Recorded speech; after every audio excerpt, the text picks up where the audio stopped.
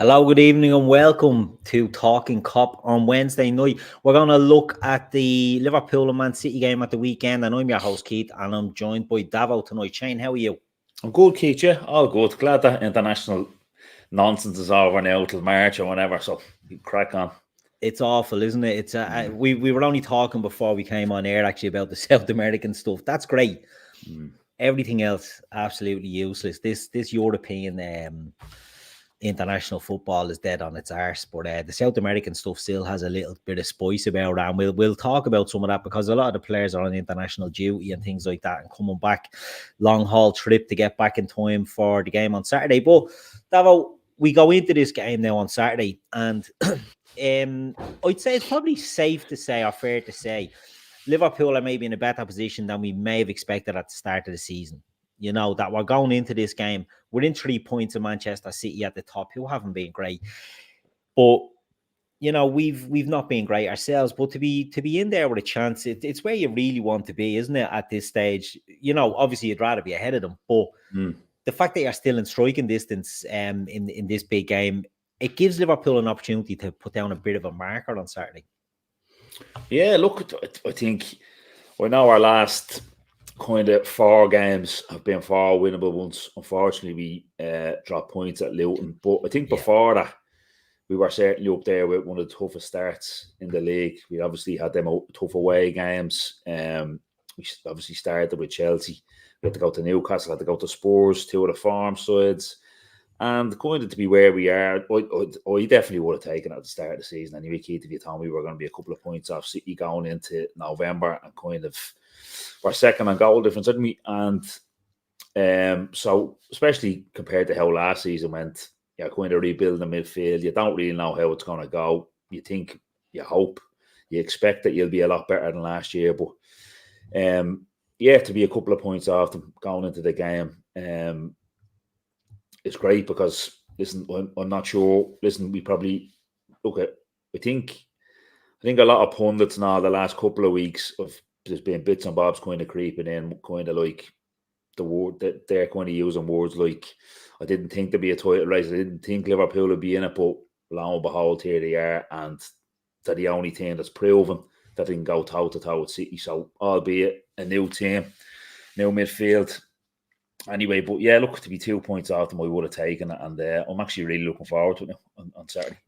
Yeah, part of being the fucking half 12. Well, yeah, I mean, it's a bugbear of Klopp, and something we spoke about in the past, and on shows, you know, we've had different opinions. Sean, he just thinks, look, it is what it is, and you know, I'm more of a conspiracy theorist. I'm like tinfoil hat on here, saying it's always fucking us. It's always us. And listen, I know this one is slightly different because the Coppers have fucking shot the bed and said for some mad reason it can't be 5:30, which is absolutely ludicrous. Yeah. But we're on again at 12:30 in a fortnight again away to Palace. It's like, do you know what I mean? I thought one of the silver linings of the Europa League would be now fucking 12:30 because we'll be playing Thursday, Sunday, but seems every fucking Saturday we're available to play, we're on fucking 12:30. Yeah, it is. It's either the Sunday at 2:00 when you're in the Europa or the Saturday at 12:30 seems to be the way it's going. And it is frustrating because, you know, people say, you know, oh, it's just another game. It's just another game. It's not. It's, you know, it's well known. Players have spoke. I remember Wayne Rooney giving out fuck about it years ago about the 12:30 kickoff, saying when he was at United and he was giving out saying, "Oh, it's you're getting up and you're having to eat too bleeding early and all this," you know, and the actual routine that they have to get into is just an absolute fucking pain.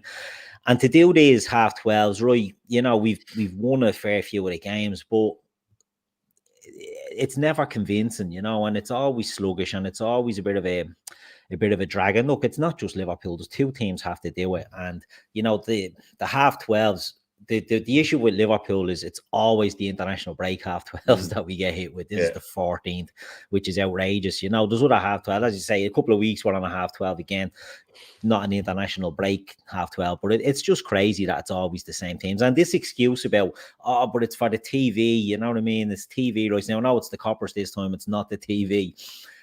But it's just the same team are getting fucking punished all the time. And Man City, it annoys the bollocks out of me about Man City. The police say there's safety concerns, so we're putting this on a half 12. They cut Liverpool's allocation to this game for about 3 years now, down to the bleeding bare minimum. Do you know what I mean? And they make this into a bigger deal, in my opinion, than it should be and it ever was. But look, we're in. It's another half 12. The internationals, as we said, they're finished, thank God. But you know, at the moment, Liverpool certainly have got a big South American influence in the team. So you just want to get the lads back in time for that. The internationals have been on. What have you made of the international break for both teams? Well, listen, to be fair to Pep, we mentioned it off air. I thought he's kind of played a bit of a blinder, to be honest with you. He's kind of Ederson didn't travel, and listen, this is obviously me assuming that all these fellas are going to be available for City to play. Look, I didn't go in depth into their injuries, but he kept Ederson at home. Haaland the same. Rodri was a strange when he missed the first game. I played the second one. I thought it might have been the other way around, but maybe he did genuinely have a bit of a niggle. And in fairness, he played then for Spain in the second game. I don't know, Keith, you know more. Is Alvarez the only one that travelled to South America with them? I'm trying to think. Yeah, he probably is because, Ederson doesn't go. So I'm trying to think. There's no one else then. Yeah, so obviously we've had all our lads over there, and in fairness to them all, they all did great. They all did great. Alisson didn't, I'm not talking performance-wise because didn't see the games, but obviously 2 bad results for Brazil. But Darwin is on fire. Alexis, I think he was hauled at half-time in one game, was he? Or he played 90. But he's. I mean, it's different. I'm a huge Alexis fan, and I know you've been a bit skeptical of what we've seen of him so far. He's brilliant for Argentina because I suppose it's a familiarity. That Argentina team, it's very much 1 or 2 changes only from the team that sort of went and won the World Cup, you know. So he's an established sort of role and a position in that team, and it suits him down to the ground. But you know, Darwin is one. Let's talk briefly about him. You know, he's after having a great international break, you know, and once they're not coming back injured, do you think, can you see Darwin starting the game on Saturday? Can you see him influencing? Can you see him carrying this form forward? Because what I've seen of him is finishing is a lot more composed. Now, I know the Luton game, he fucking misses a few, but generally I'm finding he's a lot more composed and a lot more calm than he maybe has been last season. Do you see him carrying that form into the Liverpool City game on Saturday? Yeah, absolutely. I thought he was excellent against Brentford by getting the goal. And I think Bielsa has probably been, I know it's early days, but I think Bielsa certainly at the start looks to have been a big help and a big influence to him. It looks like he's after just fucking getting on the blower to him and blowing smoke up his arse, telling him how good he can be and that he's going to build the team around him, certainly from an attacking point of view. Because he's repaying him. He obviously he gets his couple of goals the other night. Scored against Brazil, didn't he? In the last window that was just gone. I'm nearly sure he did in the 1-1. And he's flying, and I absolutely expect him to start, Keith, to be honest with you, on the weekend. I absolutely, and I hope he is. I expect him to start through the middle, probably with. Listen, I know there could be a few curveballs. Listen to the Liverpool Echo podcast. One of them reckons Klopp might throw a bit of a curveball and go 4-2-3-1, because that's what the second half against Wolves we kind of went to that and got put the foot in the gas and got the win. I don't know, but I would definitely expect Darwin to start the weekend, and I expect him to carry that form. And his finish last night, the volley, I don't know if people seen it, just ball comes in, and it's one of them. Listen, he's not the finished article. He obviously could fucking slash it and blaze the 40 yards over the bar again. But it's definitely a chance that last year he probably snatches that and it either goes in the top corner or 40 yards over the bar. But he just cushions it last night, just lets it hit his foot on the instep, top corner past the keeper. Absolutely brilliant finish. And obviously Messi gave him a shout out in the game that they beat Argentina. Was perfect. He said it was horrible to play against with someone with his pace in the break. And I thought that finish was excellent as well, because I know in our WhatsApp group there's a few slagging saying he nearly put it at the keeper. I think he has a little shimmy and he makes Martinez put all his weight on his left-hand side and has him going over, and he puts it back the other side. I think it's an absolutely brilliant finish. And I agree, yeah. Do you know what I mean? So it looks like I think Kev said it in the comments there a few minutes ago. A lot of them will be bouncing in. Diaz the same. I think he'll be bouncing in. Once providing everything is all right, injury wise, I think they'll be bouncing off that flight with whatever chart or bleeding jet that they're all landed on earlier on. Yeah, no, that's it. There will be a lot of confidence. And it's a great point you make there about the goal against Argentina. Obviously, he runs through Otamendi. Poor old Otamendi is having to chase him, not where he wants to be at this stage of his life, but he's running in. And I agree with you. I think it's a very clever. He does the fake on the shot. And as a goalkeeper yourself, like, you can see it, can't you? Martinez just makes that little move, that fraction that he does, and that's it. That's all. He's off balance then, or he's not set, and then Nunes just plays it through. I think I've seen a player that's bang on form, and I agree with you. I think Bielsa is having a good influence on him, because Uruguay, as a nation, you know, they've had their run of strikers has just been great as well. You know, whether it be Forlan and Suarez and Cavani. And that's coming to an end now. You know, Suarez is on a swan song at this stage, and they need a new hero. And I think Darwin could be the man to take that up. And I think that responsibility will just make him better. And long may it last. But Rory puts up there his guess on the City team. So we go through this and we'll have a little look. He thinks Ederson, Walker, Gvardiol, Diaz, Akanji, Rodri, Silva, Foden, Grealish or Doku, Haaland, Alvarez, and then the bench: Ortega, Ake, Stones, Lewis, Phillips, Nunes, or Grealish or Doku. Would you agree with a lot of that, or is there anything else you can see? I mean, I don't know who's injured out of this. I'm assuming fucking none of them. I'm expecting De Bruyne and all to play.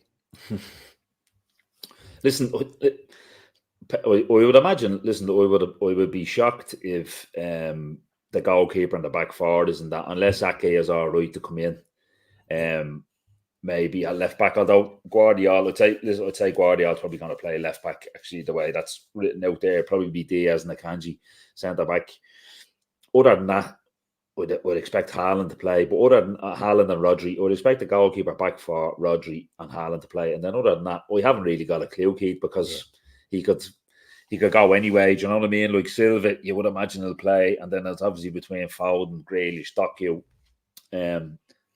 for the spot there. I'd be probably worried about Doku in the game, kind of pace where he's very raw, direct. Exactly what Trent doesn't really like. Yeah. So exploiting them spaces that will be left. Spaces that will be left when Trent comes in and stuff like that. But look, we'll be looking to do the same.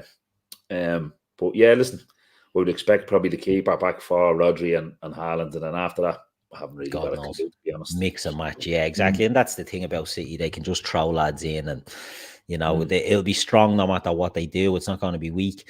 Liverpool, we touched on some of them there. How do you see the Reds lining up?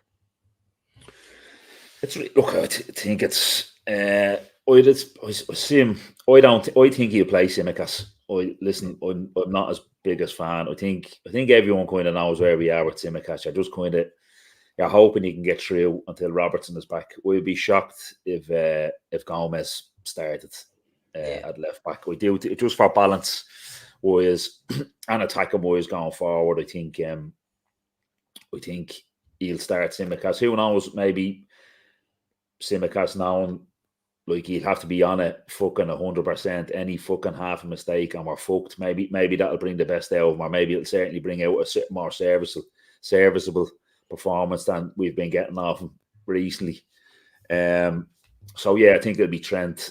I think it'll be Matip, Van Dijk, Tsimikas. I actually think it'll be Jota, Darwin and Salah up front, and then midfield. Szoboszlai will start. McAllister will start, and I don't know. Will Elliott get the nod or Gakpo drop in? It's hard. It's hard to know. The midfield, the last midfield place is Jones fit? If Jones is fit, I think if Jones is fit, he starts. I think if Jones is fit, he might get the nod. And obviously, listen, I think McAllister is an excellent player. I feel I don't think he's being great for us, to be honest with you. But that's in the six. So I'm not sitting there going, shite sign and anything like that. Nothing fucking ridiculous like that. He's having to learn on the job. It's tough. I like my whole midfield players to be able to get around the park at Mascherano and Fabinho before he fucking half died. That's what I like. I don't think he's mobile enough to play the 6 for a Jurgen Klopp team. But that's just but look, it's needs most at the minute because, and in fairness to him, there has been some high points. There's been some very good games. It's more what's kind of concerned me a little bit with Minute is, as well as kind of being, listen, he's not as mobile as I would like. I think he's being very, very loose in possession sometimes. I agree. That surprised me a little bit. Yeah. And when you're in the 8 and that happens, and if someone behind you, obviously in his Brighton days, he's Caicedo and stuff like that, that stuff gets mopped up probably fairly quick. But when you're an attacking side as us and you're the holder, and we could have fucking 7 men, 6 players ahead of the ball when you're on it, and if you give it away, we're in trouble. So I'd like him to probably that to be tidied up a little bit more. But listen, I've no concerns about him going forward. It's just must, whether we address it in January or next summer, I think we will get the whole of the midfielder in that Klopp wants to be specific for that role. Yeah. But yeah, listen, I'd say that'd be the look at it's the one midfield places up for grabs, whether it goes to Jones, Harvey, whether it's Gakpo. Who knows? Is he fit? Is he fit? So I sort of agree. I see have Emmett saying there he has Alisson, Trent, Kanate, Virgil, Costas, McAllister, Szoboszlai, Gakpo, Salah. Now that's very fucking attacking that. And I don't know if Kanate, I know he's in he's in doing the videos with the training and things like that. I don't know if we'd risk him, especially with the South Americans all coming back, the state they do be in. We saw McAllister against who was it? Wolves. That he was bleeding dirt, And I agree about Alexis. I think what surprised me is that he has been a bit loose in possession. And I think when you look, as you said, with Brighton, you'd had the Caicedo beside him. At Argentina, it's Enzo Fernandez beside him.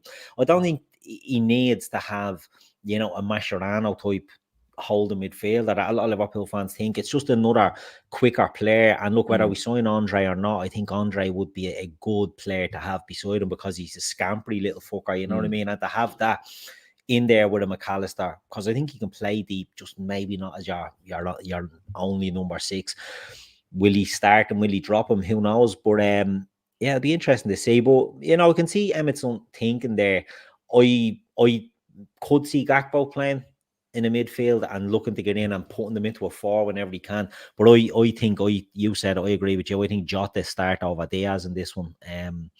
The traveling, the emotional shit that Diaz has been going through, I'd start Jota, who's been in good form himself, in fairness.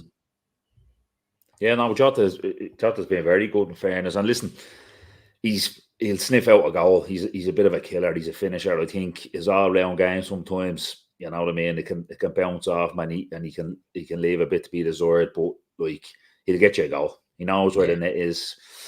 He anticipates it. He's bagged that. He scored at the Etihad before for us. So listen, I have no issues kind of with Jota being in there. I have no issues with any of them really. Do you know what I mean? We're in good shape. It's just, listen, it's the toughest place to go. Probably, I don't mean kind of atmosphere wise, like that, but they're the best team in the world. So you have to say that. There's no point in dressing it up like that. Like they're arguably the best side in the world. You're going away to their place. We haven't got a good record there. I think Klopp's first visit there, we thanked them that time. Yeah. I don't think we haven't won there since. Got a few draws, but we've been licked a few times. Yeah, and we've been licked a few times, exactly. So, look, listen, big players are going to have Alisson, fucking Virgil, Matip, the boys in the middle, and then we'll have to take our chances up front. We're going to need our big players to perform well. Yeah, and it's funny, like you touched on 2 of them there, Matip and Van Dijk, and even Salah, not Alisson, because he's always been good. But I felt like last season, it was the big boys that had just sort of fallen off a cliff a bit, Fabinho, Henderson, you could throw them into it as well. And it was the whole spine of your team that was gone. But it's great to see, like Van Dijk, to me, and I don't want to put the mockers on it, but he looks back to his best at the moment, and having a fit and confident Van Dijk, I think, makes a huge difference, because even though we have Tsimikas, and I have the same concerns about Tsimikas as yourself, he's a reserve left back. At the end of the day, you're not going to get a Robertson quality replacement we have to put up with Tsimikas. But when you've got Van Dijk in there beside him on form, it's for me, it does alleviate a little bit of that concern, because I think Van Dijk, he looks quick, he looks strong, he's reading the game better. He's not. Do you remember last year he was putting his hands behind his back, or he was just constantly showing, letting players go in, and you're like, right, he's going to intercept it, he's going to. No, he's not. They were just running at him. He looks to be much more on form now, and to have them big boys and Salah and Trent to a lesser extent, I think he still gets to be exposed, but it's the role that he's in. But to have some of the big boys back does make me feel a little bit more confident going into this one than I may have last year. Yeah, look, I was over at the Brentford game the last time out, and the seats were quite low down. They were very good, and the thing that jumped out at me big time, all you could hear was Van Dijk roaring, jockey and fellas, you here, and I mean for 90 minutes he balled that, lads. Costas, fucking Matip, everybody got it off, and it was and plus, like, Brentford, I think, are a very good side. Well, I think they're a good side, and I think they're very well coached. They know what they're at. They're not big Sam long ball stuff, but they're not afraid to go direct because they know exactly what they're doing. But it's not just hoofed. They have a game plan with it, and the biggest thing as well, obviously, was just talking. But fuck me, he won some amount of headers, and he wanted to go. He wanted to go and defend. He wanted to go and win headers. Whereas before, in the previous seasons, maybe he's probably looked a little bit lethargic, where he didn't really fancy it. But I think he really, like you, don't want to put the mockers on it, but he really looks strong at the minute, and we're going to need it. And it was nice. It was nice to see Salah put a bit of a performance in, because I actually thought his all-round game was a bit better, because he was. I don't think he's been playing well, but he's been getting goals, because that's just how he is. He's a freak. But I thought his all-round game was an awful lot better. Brilliant link up with Darwin for his goal. And Matip as well was excellent against Brentford in a team that have been kind of known.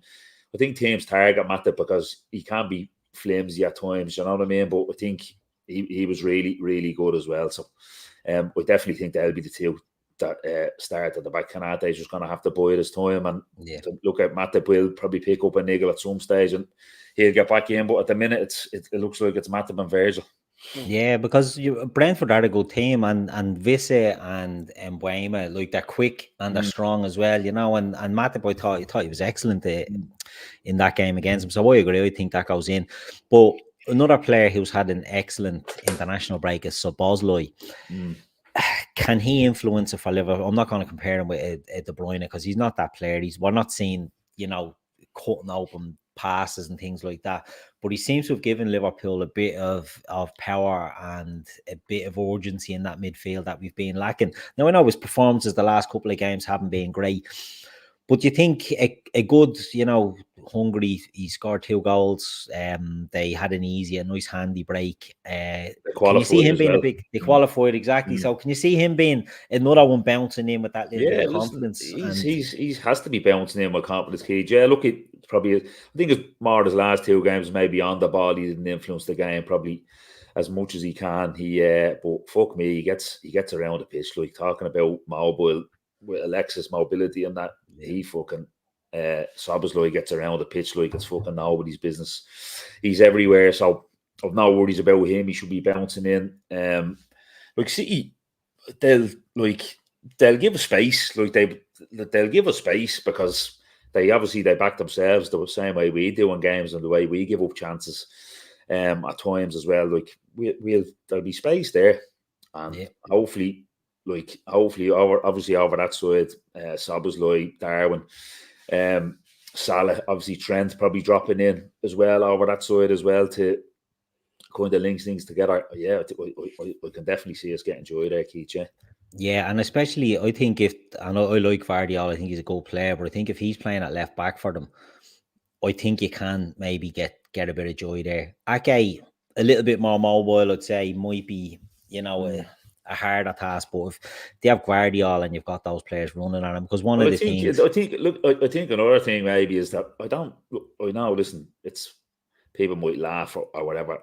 I'm not sure Guardiola's probably played against Salah before. He might have done for Leipzig or something like that, but he's going into a game where probably City are cruising in games, and next thing he's probably coming up against best winger he'll come up with against in world football over on that side, and he's playing probably. I know he can't play left back, but he's probably a left-sided centre back. So probably like that, I'd say Ake probably more experienced at dealing with Salah because he's more used to seeing him playing against him probably than Guardiola is. So it's probably something small that if Guardiola, we do see him there at a left back, that could be another reason. It could be another reason why we can get at them down there.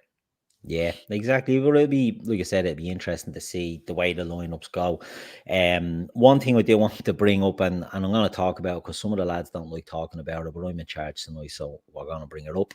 Patsy just said there, just seeing Chris Kavanagh from Manchester as the ref for Saturday's game. Have you any concerns about this, or are they of the opinion of, look, someone has to ref the bleeding thing?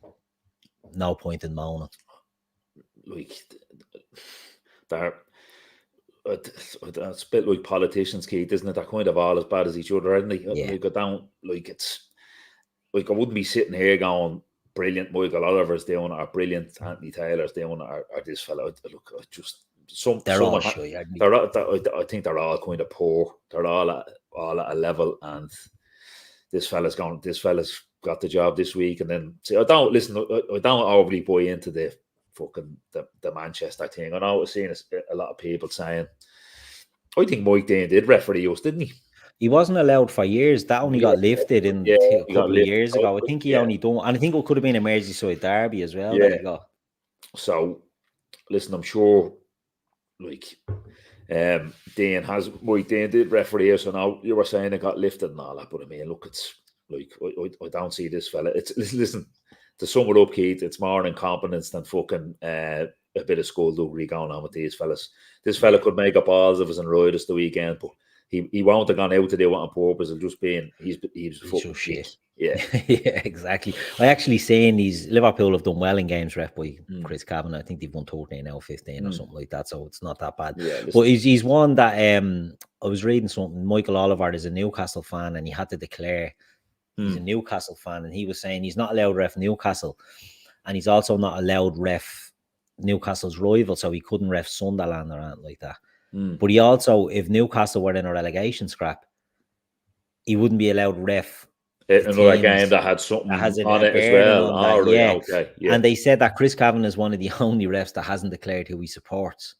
I don't buy into it. I don't agree with this shit that they all support, like, fucking Altrincham and Accrington Stanley and all that sort of stuff. I think, you support big teams, but I think sometimes when you are from an area and you're seen to be biased, sometimes they do maybe try to go the other way, and it's just their own incompetence then that causes the fuck ups. Do you know what I mean? But it's going to be a big game. It's the issue I have with Kavanagh is I think he can bottle a few. Like, I don't like Anthony Taylor, Michael Oliver, as you say, they're all crap, but they're a bit more experienced in these bigger games. I don't know if Kavanagh will be easily swayed by the likes of a Rodri in his ear.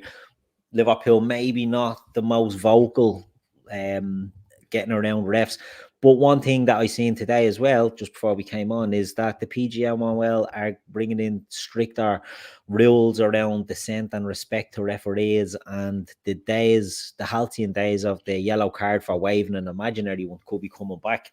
That only seemed to last one day, and Alexis was the only one who got punished for it. But that looks like it could be coming back. What do you make of that? Well, like we said there, the waving of the yellow card thing lasted probably 5 minutes. Listen, this is going to come back fucking, it's like when you're in that job and there's a bit of a health and safety push and you have to stick your fucking safety boots on you for a week, and then it all dies down, the runners can go back on. I just don't want us to be the one that's on the end of it, fucking, by getting kind of fucking done by, like the way, listen, Virgil got sent off, had a word, obviously took his extra game and whatever. There's been sending off since where fellas have had pops and nothing's been said. Now listen, obviously we're public enemy number one. That's just the way it is. We get battered by everybody. We're fucking clickbait for everybody. So it's obviously it gets cranked up on all them sports Bible on them shy hawk fucking sites and Twitter accounts and everything like that to get clicks. But I just don't want this obviously new thing coming in now. It's the fucking it's the time of year now. We're gonna I see the Daily Mail going on about something there back in this campaign. Now the Scent and all that. I just don't want us to be the team that's on the end of the down this week. Let someone else. Let's say fuck all to this fella and let someone else be on the end of it in the next week or two. Yeah, I'd be happy enough. Red Steve says there, that'll be Mac a book then, he can't help himself. Yeah, and some of the players they're very fond of it, but hopefully they just, especially when it's being highlighted, just played in there. Just forget about it this week, lads. Exactly. Just want to play.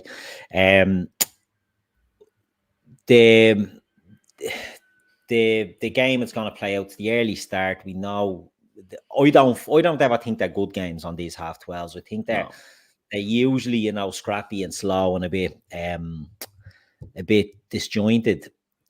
Do you see that suiting City? Like, do you think Liverpool need to be going at this Man City team sort of helter-skelter and 100 miles an hour? Or can you see Liverpool trying to rope a dope? Or what way do you see the game itself playing out?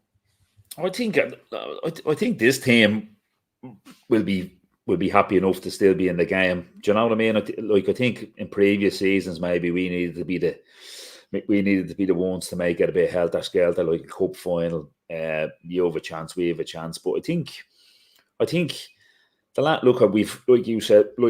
we said earlier, we've taken some licks there, and we've been out of the games quite quickly there as well. In some games, so I don't see it being an issue after an hour if it's 0-0. Do you know what I mean? And City probably have 60-40 or 55-45, and we're kind of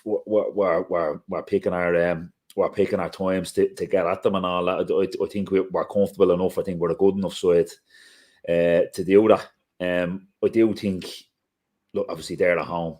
They're a possession side. They're an excellent side. They're gonna have more possession than us. But I absolutely think we're probably do they fear Arsenal? Arsenal beat them this season, right? So you probably have to say maybe not fear them, but they certainly have their attention. But listen, we've seen Guardiola and that all or nothing. We've seen all that. I think we're the one team that probably puts the shits up. To be honest with you, now I'm not disrespecting him or anything like that. He obviously knows his team are fucking absolutely excellent, but he also knows we can fucking do them, and we have done before. So I just think I think this might be one of the half 12s where it is a good game. To be honest with you, I think it's a half 12. Our South American players coming back. International break, lads are bouncing in after having a good week. We might pay for the following week home to Fulham after, or we might pay for it on Thursday. There could be changes, or there will be changes on Thursday in the Europa game, and we might pay for it then in the Fulham game the Sunday. But I think every one of them will be buying up for it. Yeah, now hopefully that's what you want, because the thing with City is they're always up for the big game.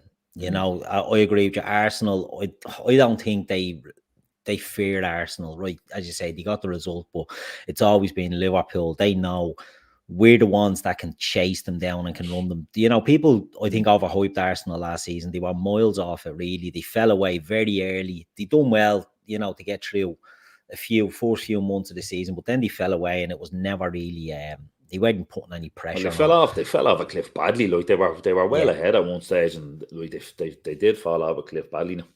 Once you start drawing games, and this is the thing, Liverpool have that sort of, I'd say, muscle memory of going into these title runs with City, and you needing to get to 90 points and needing to win games, because a draws might as well be a fucking defeat, and Arsenal slipped in against us. Actually, they were ahead of us, weren't they? They were winning that game at Anfield, and then they played and they got pinned back, should have been beaten, and drew with West Ham the following week and just sort of spiraled after that.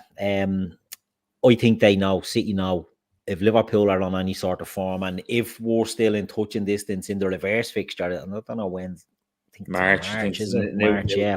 That's right. Yeah, that's right. Yeah, so I think if we're still sort of in around them by that stage, I think they'll be like, right, bollocks, this is a run in. Do you know what I mean? Whereas I think if it's Arsenal, if it's Spurs, they're not going. They'll know they'll run out of steam. They won't have the onions for the fight. But look, Liverpool go into it, and I think City do tend to drop off. They'll drop points against, who beat them this year? Wolves, was it? Wolves bet them and Arsenal, and they drew the last game. Did they before? No, they've drawn. I think they've only drawn one.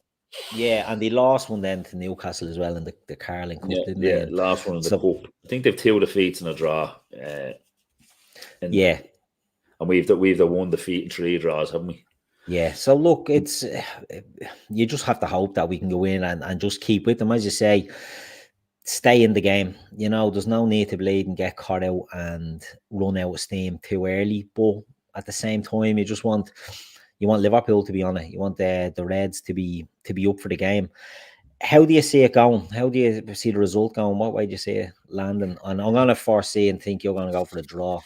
Yeah, I'll probably go 2-2, to be honest, Keith. I think, Desmond, the famous. Desmond. Yeah, I do think there'll be goals in it. I can't see us keeping a clean sheet, to be honest with you, against them. But I don't think they'll keep a clean sheet either. And I think it could be 2-2. Our record is horrible there. Yeah, Like we were said earlier, bar than I think it was Klopp's first visit there when we thanked them. And we haven't won since. So what's that? Fucking 6.5, 7 years ago, whatever it is. So this is my due one. yeah. We've been giving out fuck about half 12s all year, and after winning we've won the 2, haven't we? Yeah, we've won the 2 Yeah, that we played. We've another one to come in a couple of weeks. This one wasn't meant to be a half 12, but that's obviously have to change it. So maybe this is the year where the half 12s are our mate. You know what I mean? Yeah. So, but I think I'm back in Darwin to get a goal though, 100%. Well, Bob Paddock has him down for 2 in a 4-0 win. I like your style, Bob. Yeah. But yeah, no, I agree with you. I think a Desmond a 2-2 here as well, and I agree. I think Darwin can be a big difference because City, whenever I can't stand watching Man City because they're very boring, and it's a Guardiola thing. I think he's a great coach. I think the way he sets his teams up, he's always innovating. And when he done it with Barcelona, they had Messi. And to me, Haaland he's a machine for scoring goals, but it's like watching paint dry. I just don't enjoy watching them. And I think they're very boring and they're a bit sluggish. I think Stones could be a huge miss for them. I'm assuming he's out. Some people are saying he's definitely out. Others are saying possibly out. So it'll be interesting to see. But I think we can get at them. Yeah, I think we can get at them. And I think 2-2 might be a fair shout on this one. And I'll take it. I'll take the draw. Just get through like you said there, listen, like, what are we? Are we point or 2 points behind them? Maybe I think we're only 1. I think we're only 1. I think we're only 1. It was up there earlier in the chat, and I can't be bothered checking my phone. I think it's only 1. So if you go, if you get beat, you go to 4. But listen, the draw just keeps you in it. Like you said there, the reverse fixture comes around in early March, and if you're still in that coattails, then then look at them now. Then it's like 1 point. Yeah, 1 point. If it keeps you in it, you move on and you go into December, and fucking December obviously brings its own issues. With some big games in December as well. So listen, it's every month's a big month. We have to first and foremost get ourselves back in that Champions League, which is the top 5 by the looks of things this year, depending on, well, it will be because England will have one of the 2 best coefficients for this season, you would imagine anyway. Do you think is that reliant on Newcastle and United qualifying, or does it not really matter with all the from what I remember is from it's all the competitions as well, isn't it? It's all your way for competitions this year, and I think the 2 best coefficients. I'm not sure if it's the best coefficient or the 2 best coefficients get an extra place. You would imagine England be one of them. We've already racked up fucking 3 wins out of 4 in our group. You've obviously City, etc. Do you know what I mean? So that's as far as I know. That's how it's going to work. So to be an extra place if your coefficient is the best over this 1 year of your way for competitions, you'd imagine that will be the case. So I think first and foremost for us, look, if you'd told me at the start of the season, look, easily get top 4, and then after that, I'd have went, look, I'll take that because you need to be back at the dance, really. And this group of players need to be back at the dance. But now, as the season goes on, you're going into late November, you're a point behind City going into play them. Obviously, you want more, you get greedy. You say, no, fuck, I want to be in a title race. I want to win that Europa. I want to win fucking all the competitions. I wanted that League Cup. I love the League Cup. I think it's fucking far better than the FA Cup. I love the League Cup. Now pricking around, ruining weekend fixtures, all done midweek, early final in the season. I love it. It's a far better competition than the FA Cup. But look, that's what it is. I think fucking staying that coattail to draw would be grand. The draw would be more than grand. But listen, we fully expect us to have chances to win the game as well. Yeah, exactly. You know, I think there will be opportunities for both teams, and you just want like Allison to be the main man for us. Virgil back there being his steady self as well, and hopefully the likes of Ederson and all might have a little bit of a stinker for them. But look, 2-2, I agree with you. I think that could be the way forward, but we'll wait and see. One thing I just want to quickly touch on with you as well. It's moving away slightly from this, but more sticking, not even Man City. The stuff that happened with Everton, it seems to be rumbling on, and City, the attention now comes out that apparently Liverpool were putting pressure on the City thing to be sorted out quickly. I think your man Kieran Maguire poo that even said anything about that, but City look like they're trying to drag every fucker down with them. They're dragging Spurs and Chelsea and all are getting dragged into the mix for this financial fair play. Do you think that's just Man City throwing every leading, like in a horror film when Michael Myers is chasing them and they're just putting chairs down to slow them down? Are City just trying to drag it out with this points deduction that's inevitably coming their way? Because if Everton get hit with a 10-point deduction for one breach, City surely must have something coming their way. Do you know what I mean? And is it inevitable that something happens to City, or do you think this is something that's in the future? Guardiola doesn't give a bollocks because he'll be gone, and by the time it actually gets sorted out, or do you think teams will put pressure on to try and get this resolved? I think the league were kind of clever, to be honest with you. I know it was the independent commission, but listen, I think the Premier League have been clever because they realise that they're after kind of setting a precedent now, or the independent commission has. They've charged Everton an independent commission because I think other teams kind of now City have probably been like just putting it on the long finger, wrapping it up in red tape. We're going to sue you for this, sue you for that, sue you for the other. Yeah.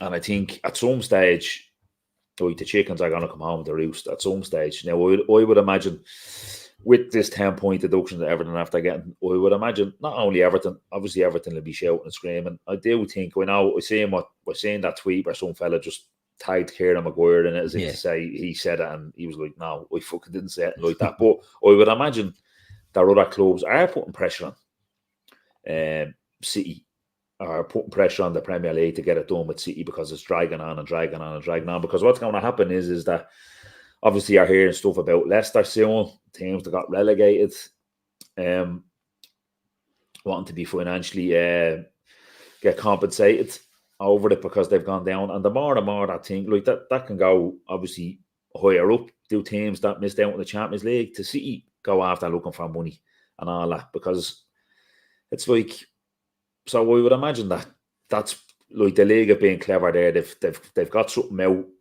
There's a 10-point deduction. They've got something out there. Right now, let's get things rolling with City, and I think other clubs will be pushing kind of behind them. Do you know what I mean?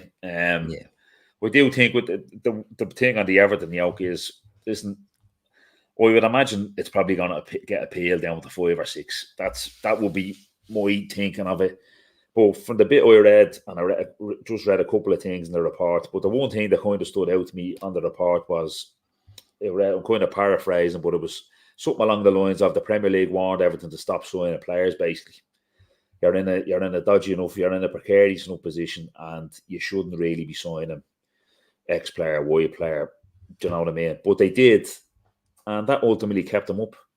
And now that's kind of my thinking of it. Ultimately, Everton continued to spend in breach of financial fair play or profit and fucking sustainability or whatever they call it. And if they hadn't have done and complied with the rules like the other clubs did, they very well might have gone down. So I think they did gain a smart advantage. Now listen, Dave Downey's been on. Someone could come on and go, listen, you're talking shit there. That's not what happened. I was just reading bits and pieces of it. Yeah. But that was the one that jumped out at me. It was basically, I think, the league have basically informed Everton saying, listen, you shouldn't really be signing any more players in the position you're in. They did. It worked. They stayed up. But they gained a smart advantage of it, so they were going to be punished. But I would imagine it gets appealed probably down to 5 or 6, Keith, if I'm honest. Yeah, I thought that myself, but it's after getting immediately lobbed on. And look, you've said all along in our WhatsApp groups and things like that, and on other shows, if ever there was a year to get fucking deducted 10 Take points, it, yeah. this is it, because they're going to stay up comfortably. You and Gav always have this chat, Gav gets excited about Everton getting relegated, and you're always the bleeding Grim Reaper. The Umonger there on that. They'll be shy all year, but they won't go down. Yeah, and this, if you're going to get a 10-point deduction, this is the year, because the other teams are just shy down there. So I think they'll stay up. Did you hear that Everton fans are going to fly a plane over the Liverpool Man City game to give out about the corrupt Premier League? Yeah, Gav texted me today telling me just go and read this. It's unbelievable. We have, what did he say to me? We have a plan, but it's going to be dark, so we'll change the plan. Yeah, it's fucking be pitch dark at the United game for them on Sunday, so they're flying the plane over the Etihad, which is born not manufactured, isn't it? Isn't that what they say, Keith? That's it. Yeah. What a gang of lads. They're all closing their Barclays bank accounts and all because of Jesus Christ. Some of the and the weird thing, right? You can say fans and look, we all see stuff on Twitter or X or whatever the fuck it's called now, and the spaces that they do be in, and you listen to them for a laugh. You then hear like Jamie Carragher and all comes out with some scutter about, the punishment's too harsh, and the journalists are all coming out and saying, it's not fair, it's excessive. Like they broke the rules, they admitted it, they got caught, they owned up, we done it, they took that punishment. You just have to get on with it, don't they? You just have to blade and just shake it off and say, right, we go. As you said, great year for it to happen. We just fucking listen, even if it doesn't get appealed down, they're going to stay up. Like, in fairness to them, listen, I don't want them to win a fucking game of tiddlywinks, but like, they've won 3 out of last 4 away games, and I know Dave Downey has been on before saying it actually suits them better to go away from home. He thinks than playing at Goodison. Like, they've had some bad results at home this year at Goodison, and they don't want the ball, but they know what they're doing when they don't have the ball. Typical Sean Dyche thing. They'll be fine, even with the 10 points. They wouldn't shock me fucking at all if they beat United on Sunday and they're out of the relegations on Sunday night. Yeah. So listen, they'll be fine. It's probably just a principal thing for them over Man City. Although, but listen, fuck them. They were fucking Man City fans singing Blue Moon at the Etihad and fucking waving flags now for long enough. So fuck them. No sympathy for them. No sympathy at all. Don't start fucking coming for City now when you were fucking singing Blue Moon arm in arm with them at the Etihad when they were pipping us the titles by fucking a point. And do you know what I mean? So fuck them. Exactly. Fuck them is right, and hopefully they might avoid it this year, but they're not a great side, and hopefully the end is coming for them. You know what I mean? But look, back to Liverpool. We think it's the 2-2 draw sounds about right at the weekend, and we move on from that. All going according to plan. We come out, still a point behind Man City. Arsenal, Spurs, I don't know who they're. Arsenal have Brentford. I think that was meant to be the 12:30, wasn't it? And they, I don't know who. Spurs and City is the following week. So there's going to be games happening up there that'll, have an impact. So even if we draw, we might lose a place or two, but you just come away from it not giving them that psychological edge, that they get forward. You get a bit daylight between you, and you just want to be able to stay close. Like the American football, one score, keep one score within, and listen, not have to go to two. Try, exactly. Don't fucking be. Like I said, it's fucking either taking top 4 before the start of the year. Now you get greedy. You're on that coattails. You want to stay on that coattails. You don't want them kind of running away. Ultimately, listen, I think City will win the league. You want to stay in that. You want to stay in that coattails. We've got some big games coming up. Obviously, we've Fulham then the following week. Then we've a 12:30 against Palace, which might work in our favour because I actually think Selhurst Park's probably one of the best atmospheres in the league. So with it not being, I would rather be probably 12:30 there than a night game, to be honest with you. And obviously then we play United and we play Arsenal at home 2 weeks in the bounce, which are 2 big games. And if you can get 6 and then once you're really setting yourself up nice for it, well, they'll be setting the fans up nice for the Christmas, Keith. With that one being on the 23rd at 5:30 against Arsenal, big game, big atmosphere, pubs will be busy. So look, just hopefully come out no worse than a point behind City on Saturday, and then go from there. We have a winnable one, obviously, against Fulham the following week. So I think what's been impressive with us this year, I felt anyway, is I was at the Brentford game. Obviously, then there's West Ham, Villa.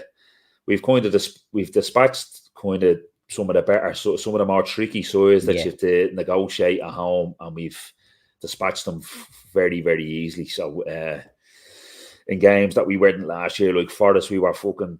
Well, we won the game, and we should have won the game, but they made it hard for us. Forest last year, we pushed them aside this year, and we've been kind of really putting teams to the sword, more the trickier sides in the league. We've been putting them to the sword at home, so hopefully that can continue the following week with Fulham, and then just like I said, you kick on into December, you know. Yeah, that's it. Once you're there or thereabouts, it's all you can ask. You know what I mean? And be part of the dance, as you say. Aim for the top four, and then, well, not aim for the top four, but just secure the top four. Aim for the title or whatever, and wherever you land, you land. But yeah, look, it's been a better year than we maybe expected with Liverpool, with the changes that we've been going through. But you know, this is where we want to be. We want to be the big dogs as well, and you want to be the team City are worried about. You know, this nonsense about last season, Manchester United and Arsenal and all that, and even Spurs now. Look, Liverpool are the ones that can put them 12, 13, 14 wins together and really apply that pressure. We just have to see them doing it now. So look, hopefully it's a good one for us on Saturday. Anything else before we go?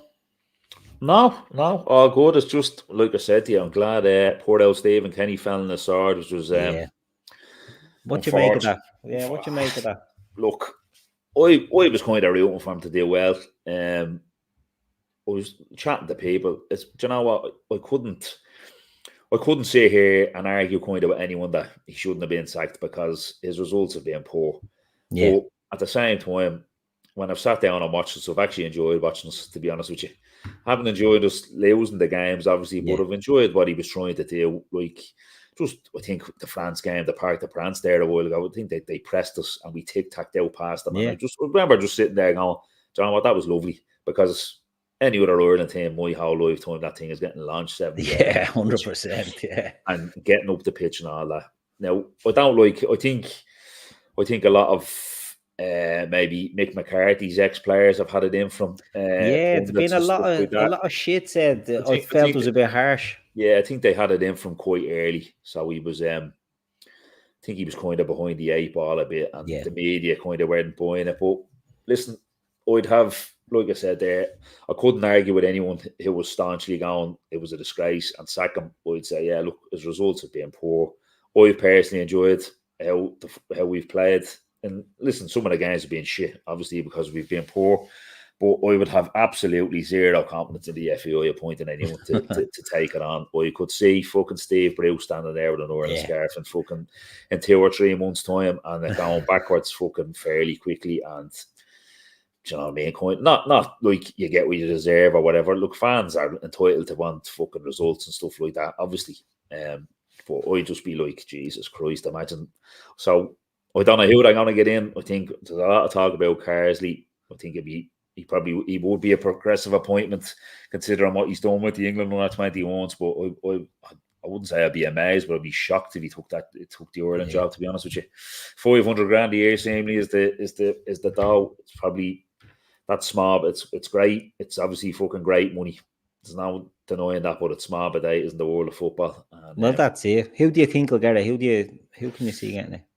Like Carsley's probably a bit of an ask to get Carsley. Who do you think? Probably a bit of an ask to get Carsley. I see this fella getting touted around who's done quite well, but he's a bit of a mercenary, isn't it? Your man, Hervé Renard, he was the Saudi Arabia manager in the World Cup. Yeah, he's done a few of the AFCON teams as well over the years. I think he was managing France women's team, was he? Yeah, that's right, he was. Yeah, he was. Yeah. Will he come in and do? He's the fella that wears the shorts that are far too tight from. You know what I mean? Loves a tight shirt. He's in great nick though. For a man of his vintage. Yeah, for a man of his vintage. Him, I don't know. There's some left field shouts coming in all over the place about different fellas. Who knows who wants it? Who will take it for that kind of dough? I don't really know. I wouldn't be an Irish football man like Joe Walsh and Garbrian. They're the proper Irish football men, aren't they? The proper Irish football men and have names all over the shop for you. But listen, Frank Lampard. I don't know. Listen, if they got Carsey, it'd be a bit of a queue, and you'd say, "All right, grand." Listen, they want to progress on from what they've done, but like I said, I would have absolutely fucking listen. That money's getting withheld again by the government, and people think that sacking Kenny, like it's like taking the head off the snake, isn't it? Really, it's fucking probably the same thing in 2 qualifying campaigns time. You could be sitting here going, what's going to happen? The only thing is, felt for the under-21s now the other night against Italy. Geez, that young lad up front of QPR, Sinclair Armstrong, looks a handful. He looks good, doesn't he? Yeah, looks a real handful. And I think the commentary was saying, I think Italy had 65 or 70 Serie A appearances scattered through their team.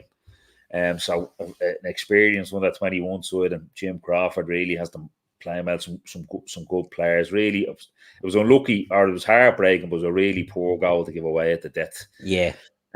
You've got to win that first header when it comes into the box. It ends up being pinballed around, and poor goal to give away. But look, there's some good jumpers, and would Jim Crawford get it? Wouldn't surprise me if if they promoted him, because it's the FAO and he'd be the cheap option. He'd be the cheapest option, yeah. He'd be the cheapest option, but I suppose the promoting the 21s manager is a failed experiment at this stage. But exactly. It's the thing. You're dead right. They've brought through young players. It's one thing Kenny has done, and Richard Dunn was quite scathing of him, saying, he's not there to bring through young players. He's there to win games, blah blah. But I felt he did bring, and as you say, the 21s have good young players, and even all the underage teams, like there's a wealth of talent coming through. So the appointment, if you can get the right appointment, that's why I think Carsley would be great. That'll play young players, that'll play progressive football, which Kenny didn't. He tried, but he ultimately couldn't do. If you can get a manager that can do that, exciting times ahead, I'd say, for the Irish. But look at this. I know Gus Poyet's been kind of twerking at the FAO. I'm not sure he's the man, to be honest with you. I wouldn't be too sure about him. He's kind of he hasn't really done it really wherever he's gone. Like, listen, granted he beat Ireland twice, which is so fair enough. Slaves up, he done that, but apart from that, listen, who knows? If I had to put money on it, I'd say it could be an old left field appointment where you don't see coming, because I don't see Carsley taking it, and I'm not sure the FAI I'm not sure the brains trust in the FAI have too many more names on that short list, and it could be just someone. It could be an agent or anything. The way football goes, could be an agent just touting his man in, and they go, right, okay. As you say, Steve Bruce holding up the Irish scarf in a few weeks' time. Wouldn't shock me. Wouldn't shock me, Keith. Yeah, 100%. Well, look, we'll leave it there. Davo, thanks for coming on tonight. Good to have a little chat about the game. Always a pleasure. Indeed. I don't know what the plan is for the rest of the week with shows. I know Gav's been a little bit under the weather, but I'm sure he'll be back on the ball soon. So I'm sure he'll be back with something over the next few days. And he'll fill you in on that, because I haven't got a fucking clue. So we'll leave it there for tonight. I've been your host, Keith. He's been Davo. We'll see you all again soon.